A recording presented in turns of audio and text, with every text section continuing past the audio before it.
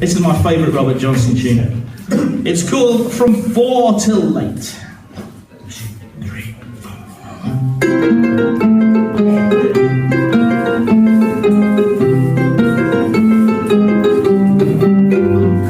From 4 till late, I was wringing my hands and crying. Phil. Hello, John. Ian. What was your first instrument? I started age 15 on the bass guitar. My first gig was playing for Oliver, the musical in the pit. My first instrument was the banjo. That I was allowed to buy a guitar because my brother had bought a guitar, and I went and bought a banjo. And my brother, who was a punk, didn't like the fact I bought the banjo and made me take it back and buy a guitar. So really, it was guitar. We've both got early pictures of ourselves there with ukuleles. Yes. When we were kids, both of us. I've got one when I was 5 with a ukulele. We neither of us remember it. And were these like Beatles plastic ukes? No, mine was a proper little sunburst wooden thing when I was about 5.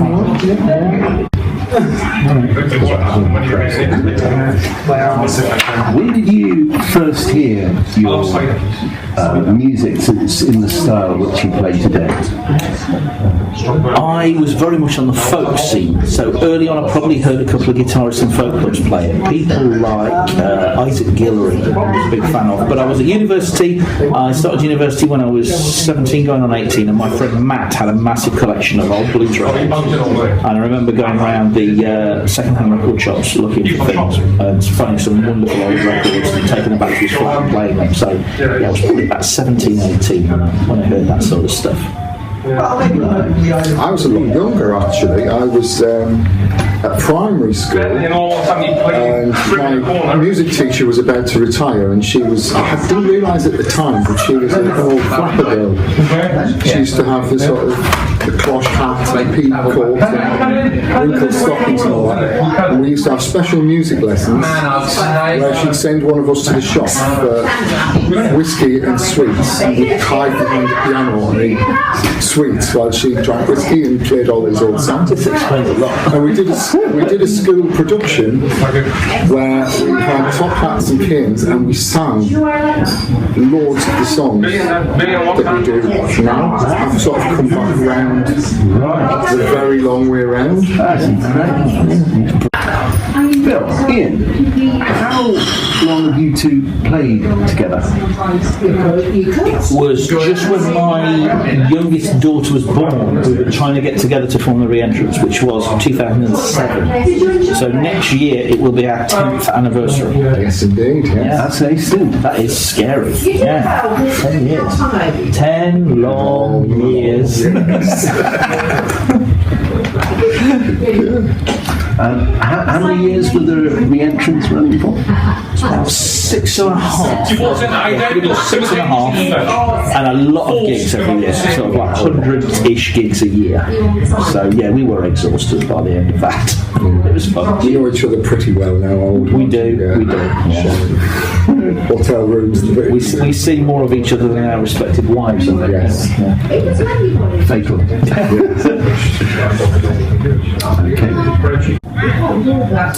Phil, Ian, which artists from the past would you love to have heard play live?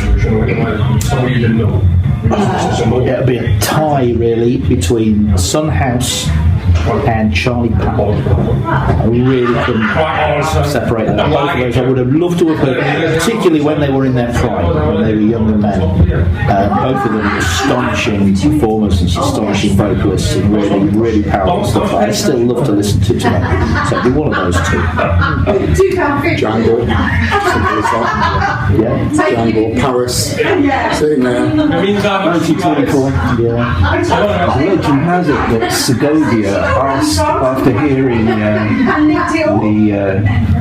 Catherine de Paris, Django Reinhardt asked for the sheet music where he could buy it. Wow. Oh, I love that. So he could then play it. Julian Breen is still a massive fan of Django, and that's all he listens to. He doesn't listen to classical music, he listens to Django It's a Reinhardt. short answer, but it's It's a good one. It's a good one. Yeah, it is a good one. Right, Okay. Ian, Phil, this way round to begin. Which artist from the present have you not heard that you would love to hear? Which artist from the present? Everybody who's good's dead. That is a very good point. Yeah. I really don't know. I can't think of anyone. I would say Princeton just died. It's 2016. Everybody has just died. Yeah, unfortunately. For me, it was probably actually. I've never managed to see him live. Would be Roy Cooper. I've never seen him live. I would love to see Roy Cooper live. Right. What would you say, pair of you, is the hardest point about playing music to teach anyone who's learning? I think it is rhythm, but more specifically feel.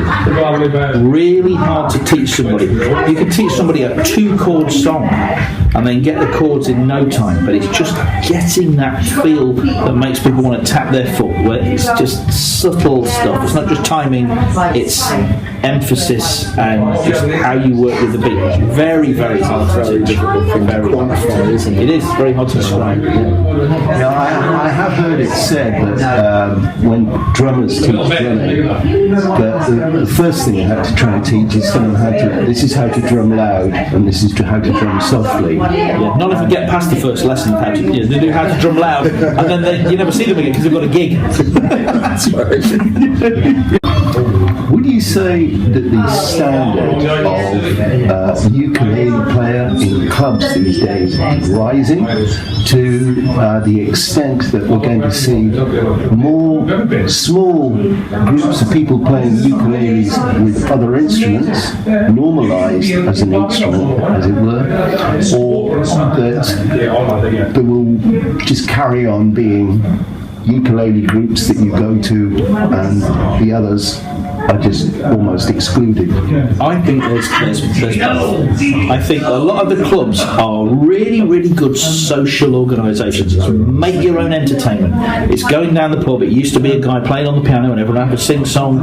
Now it should take you down the pub and there's a lovely social gathering. A lot of the people I work with are retired, never played an instrument before in their life, and suddenly they've got a whole social circle and they go out of an evening and make their own entertainment, and they've got no aspirations to perform. And that's great. But then I have noticed that a lot of these clubs do then find that they have a smaller performing wing.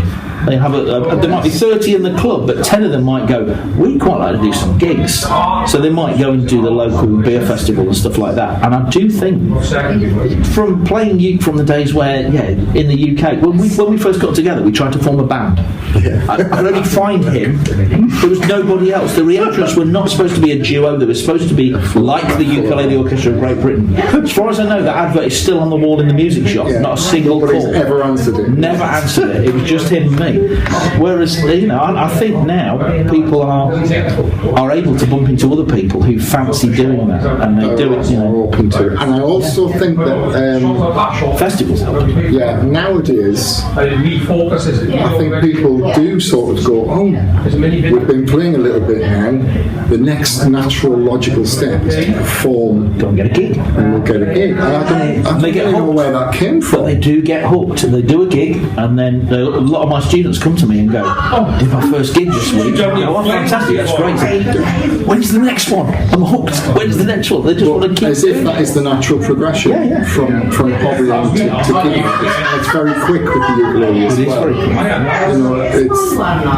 You get your 4 chords and then you can stand at the back and mind the ones you don't know and things, and it's fun. That's all fun. I don't have any problem with it, but that is it's what we do now. We just gig, and before we were, I think you had people who were musicians who it was natural for them to gig, and there were lots of enthusiasts who wouldn't have dreamed of doing a gig.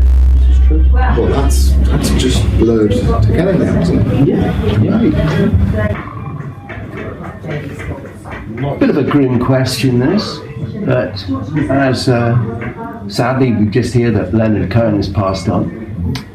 I don't know what they'll play at Leonard Cohen's funeral, but what would you like to have played at your funerals? Well, I would quite like to play at your funeral, to be honest. Thanks.